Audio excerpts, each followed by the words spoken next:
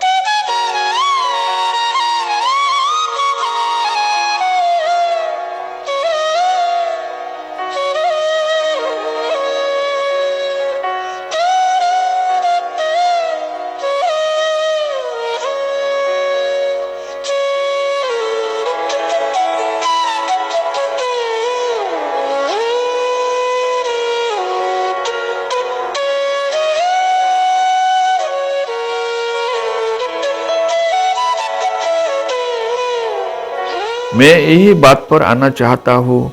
कुछ साल पहले का बात है। असम का मेडिकल कॉलेज से मैंने एमए पास करने के बाद मैंने गांव का घर में ठहरा था। समय शाम को खबर का कागज, पुराना बुक का गद्दा लेकर एक ठेला वाला मेरा सामने हाजिर हुआ। मैंने उसी का गाड़ी पर लक्ष्य किया कि उसकी गाड़ी में एक अमूल्य संपत्ति लुंठित होकर पड़ा रहा। मैंने उस संपत्ति को प्यार से हाथ में उठाया। उसी का विनिमय में उन्हीं को 5 रुपया दे दिया। वो खुश हो गया। हमको एक तरफ दुख लगा और दूसरा तरफ अच्छा भी लगा, क्योंकि मैं एक अमूल्य संपत्ति का मालिक बन गया। दूसरी तरफ किसी मूर्ख ने उसी संपत्ति को थोड़ा सा रुपया में बेच दिया। असम का बहुअमूल्य संपत्ति ऐसा बहुत अपदार्थ आदमी का हाथों में पड़कर विनष्ट हो रहा है। यही उसका प्रमाण, वही संपत्ति है डॉक्टर सूर्य कुमार भूया जी ने लिखा हुआ आनंदराम बरुआ का जीवन कहानी। वो 3 खंड में निकाला था। तब तक मैंने आनंदराम बरुआ का विषय में सिर्फ स्कूल का बुक में ही पढ़ा था। उसी पुस्तक मैंने बहुत इत्मीनान से पढ़ लिया और आनंदराम बरुआ जी का पांडित्य का बारे में बहुत कुछ जान लिया। देखा जाए तो उन्होंने नीरव रहकर गंभीर अध्ययन का सहित ब्रिटिश सरकार का गुरु दायित्व पालन करके भी असमी मातृका झोली भर दिया और मातृका स्थान विश्व दरबार में प्रतिष्ठा कर दिया। डॉक्टर सूर्य कुमार भूया जी ने उसी जीवनी ग्रंथ का शुरुआत में लिखा था, उन्हीं का जैसा प्रतिभाशाली पुरुष का कर्मभूमि के लिए असमी साहित्य का क्षेत्रों में बांधकर रहना ठीक नहीं है, क्योंकि नहीं है चाहने वाला समाज और नहीं है अच्छा पाठक श्रेणी। आसामी लोग ज्ञानी का गुण नहीं समझते, इसलिए आनंदराम बरुआ आसामी समाज का मन मगज पर अभी भी घुस नहीं पाए। छात्र छात्रियों को बीच में पुरस्कार वितरण का माध्यम से आनंदराम बरुआ जी को बचाने की कोशिश भी असल में सफल हो नहीं पाया। उत्तर गुवाहाटी आनंदराम बरुआ जी का पुण्य जन्मभूमि रहा। वहां पर रह रहे उन्हीं का नाम का उत्तर गुवाहाटी माध्यमिक विद्यालय का हालत भी बहुत बदहाल है। असमया का बीच में, इसलिए आज तक आनंदराम बरुआ जी का बाद दूसरा कोई महापुरुष का जन्म नहीं हुआ। प्रतिभा और मनुष्यों का अभिमान दूसरे से भी बहुत ज्यादा। इसलिए जो देश में वो लोग का पाने वाला चीज नहीं मिलता उसमें वो लोग नहीं जाते और जाने से भी वापस चला आता। आनंदराम बरुआ जी वही का एक प्रतिभू। ये बात मेरा नहीं, ये बात आनंदराम बरुआ जी का एक बहुत बड़ा गुणग्राही डॉक्टर भूपेश चंद्र शर्मा जी ने उसी पुस्तक का शुभेच्छा वाणी पर लिखा था। शर्मा जी उत्तर असम प्रांत का एक सुदक्ष संघ परिचालक में इन्हीं का बातों से बहुत प्रभावित हुए। बातें शुरू किया तो ये प्रागज्योतिष पुस्तक का बारे में कुछ और आनंद बरुआ जी का कुछ रोचक बात आप लोगों को बताने की कोशिश करूंगा। प्रागज्योतिष प्रकाशन ट्रस्ट असम का एक बहुत जनप्रिय पुस्तक प्रकाशन है, जहां पर देश समाज तथा जाति से प्रेम करने वाला मनुष्यों का महत्वानी और उन्हीं लोगों का वो प्रेरणामूलक जीवन कहानी प्रकाश करते हैं। इस आनंदराम बरुआ जी का विशेष शक्का पर असम का बहुत दामी दामी लेखकों ने वो लोगों का मूल्यवान लेख यहाँ देकर पुस्तक का सौष्ठव बढ़ाया। वही लेखकों का नाम जैसा सर्वश्री doctor Hitesh Deka, doctor Thaneshwar Sharma ji, doctor Niranjan Kalita जी, वाणिकांत गोस्वामी, डॉक्टर त्रिदीप गोस्वामी, डॉक्टर जगदेंद्र राय चौधरी, फटिक दत्त गोस्वामी, सांचीराम पायेंग, डॉक्टर रंजीत सभा पंडित, रेखा शर्मा, राम कुमार बरुआ, सचिन शर्मा, गिरीश चंद्र भट्टाचार्य जी, रूपम गोस्वामी, विनंद कुमार गगोई, अक्षय कुमार मिश्र, बरदा सैकिया, डॉक्टर असमी गगोई, कपूरचंद जैन, डम्बरोदर तालुकदार, मंजू दत्त बरुआ, परमेश दत्त, पुरबी बरा, डॉक्टर अपराजिता बरकोटकी, डॉक्टर अनिता चौधरी, दुर्लभ गोस्वामी, निशुति मजुमदार, डॉक्टर बैजयंती गोस्वामी, मुकुल चंद्र गोस्वामी, डॉक्टर मंजुला दास, डॉक्टर बीना कलिता, महेदर कलिता, कुमुद चंद्र डेका, सबिता देवी, मणिरूपा मिश्र, सुष्मिता मजुमदार, विपांची बरकटकी, गुलाब जलान, कमल कलिता, प्रमोद चंद्र दास, गौरीकांत काकती, घनश्याम सैकिया, भाईलिना डेका, खगेन सैकिया, प्रोफेसर राजेंद्रनाथ शर्मा और सत्यधर मटक आदि करीबन 45 महाबाबू ने वो लोगों का मूल्यवान लेख दिया। इस पुस्तक का मुख्य संपादक श्री धीरेन्द्रनाथ चक्रवर्ती जी और संपादक श्री शशि प्रभा दास। ऐसा देखा जाए तो सभी लेखकों ने पंडित प्रवर आनंदराम बरुआ जी का जीवनी पर रोशनी डालने का कोशिश किया। उसी से दो एक गुरुत्वपूर्ण बातें आप लोगों का सामने प्रकट करता हो। आनंदराम बरुआ जी का जन्म तारीख 1850 सन का 21 में। जन्म लेने वाला गांव का नाम राजद्वार, उत्तर गुवाहाटी। पिताजी गरगराम बरुआ और मां दुर्लभेश्वरी बरुआनी। उन्होंने भारतीय प्रशासनिक सेवा में काम करने वाला पहला असमी आदमी और पांचवा भारतीय।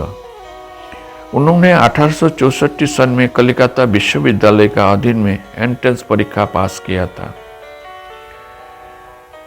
1869 सन में कलकत्ता का विख्यात प्रेसिडेंसी कॉलेज से स्नातक डिग्री लिया। 1870 सन में उन्होंने बिलात जाकर ICS परीक्षा में बैठा। उसी साल परीक्षा में बैठने वाला 369 परीक्षार्थी था। उनमें सिर्फ 41 जनों ने पास किया और उनमें आनंदराम बरुआ भी था। फिर 1875 सन में ICS चूड़ांत परीक्षा में आनंदराम बरुआ 7वां स्थान पाकर पास किया था। तो देखा जाए तो भारत का 5वां सिविलियन। आज भी वो बात याद करने से असमवासी गौरव अनुभव करता है। यह में एक रोशनी डालने का बात है। आनंदराम बरुआ जी ने 1872 सन में बिलात से बम्बई पहुंचकर वहां से सीधा असम आकर शिवसागर में सहकारी आयुक्त का पदभार संभाला। तब शिवसागर पहुंचने का पहले उन्होंने उत्तर गुवाहाटी का घर होकर पिताजी और बुजुर्गों का आशीष लेना चाहता था, लेकिन पिताजी ने तभी का समाज व्यवस्था के मुताबिक उन्होंने बिलात में साहब लोगों के साथ उठा बैठा किया होगा, इसलिए प्रायश्चित तो लेकर घर में घुसना पड़ेगा। वो बात सुनकर आनंदराम नाराज हुआ, क्योंकि आगे भी उनको साहब लोगों का साथ उठना बैठना करना पड़ेगा, इसलिए यहाँ में प्रायश्चित करने का कोई सवाल ही नहीं आता। इसलिए उन्होंने उत्तर गुवाहाटी में रहते समय बाहर ब्रह्मपुत्र के तट पर बालूचर में एक तांबू खटा के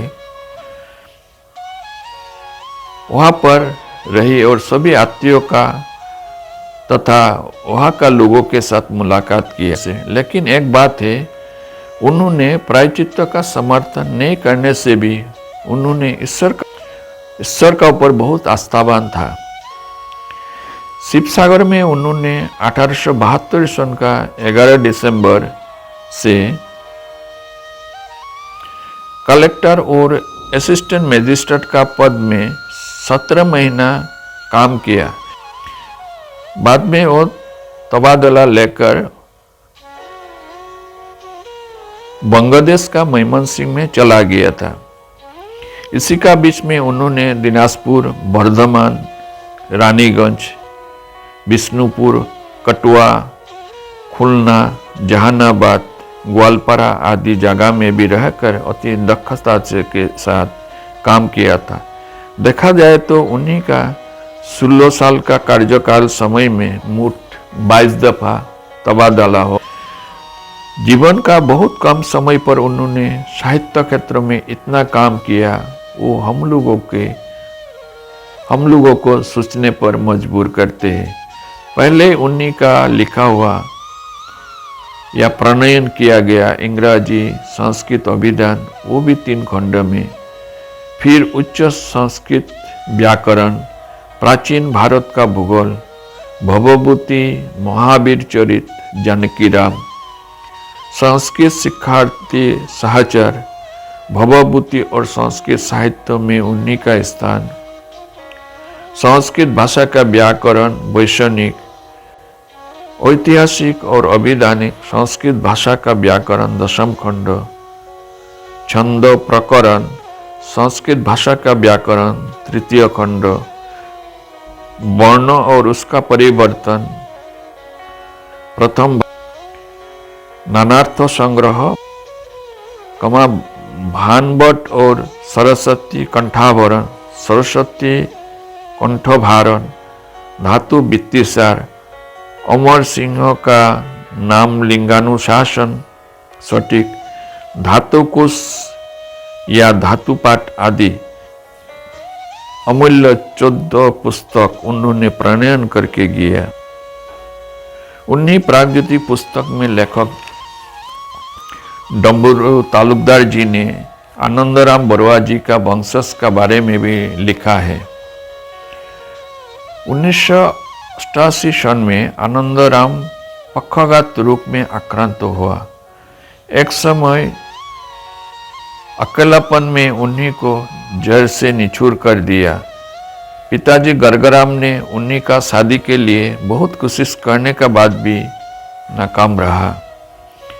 ऐसा करके 1889 सन का 21 जनवरी उसने इस असार संसार को त्याग कर नित्यधाम में यात्रा किया। उसी समय उन्हीं का उम्र था 38 साल 7 महीना 28 दिन। उन्हीं का अंतिम संस्कार उन्हीं का प्रिय पात्र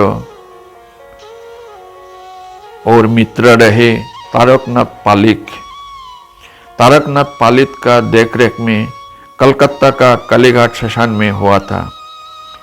मृत्यु का बाद उन्हीं का संपत्ति लेने वाला भी कोई नहीं। दक्षिण कलकत्ता में रहा उन्हीं का मकान कलिकता विश्वविद्यालय को दान में दे दिया गया। बाद में जाके वहाँ पर साइंस कॉलेज हुआ। सुबृहत लाइब्रेरी और उसका दायित्व बंधुवर तारकनाथ पालित को दिया गया। ऐसा करके भारत माता का एक सुसंतान का अकाल मृत्यु से बौद्धिक जगत में शून्यता छाया था। यही है आज का कहानी। आप लोगों को कैसा लगा जरूर बताना। पसंद होगा तो लाइक देना और अगले वीडियो पाने के लिए सब्सक्राइब करना। आप लोग अंत तक मेरे साथ रहने के लिए आप लोगों को बहुत बहुत शुक्रिया। नमस्कार।